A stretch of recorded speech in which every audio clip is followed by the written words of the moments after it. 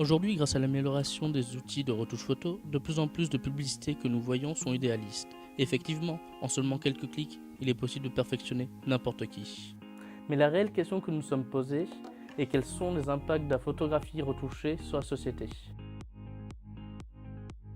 Là, on est dans la retouche qui va apporter du graphisme, apporter une identité visuelle à un produit ou des produits en fonction de ce que le client a demandé. En mode, c'est déjà un petit peu plus consensuel et pour le coup, ce qu'on retrouve dans les magazines, etc., en particulier pour les femmes et tout ça, on a l'impression de voir, entre guillemets, des petits robots. Après avoir recueilli l'avis de ce professionnel, nous allons interroger les étudiants de Limoges.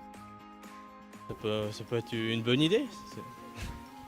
Pour par exemple les photos scolaires, s'il y a un petit bouton ou quelque chose comme ça, ou que quelqu'un s'est coupé en se rasant et demande à ce qu'on lui enlève, parce qu'on les garde, après on les revoit plus tard les photos. C'est un peu un exemple de la société de consommation. Enfin, c'est un peu tricher pour pouvoir bien vendre le produit, enfin la crème de beauté ou n'importe quoi.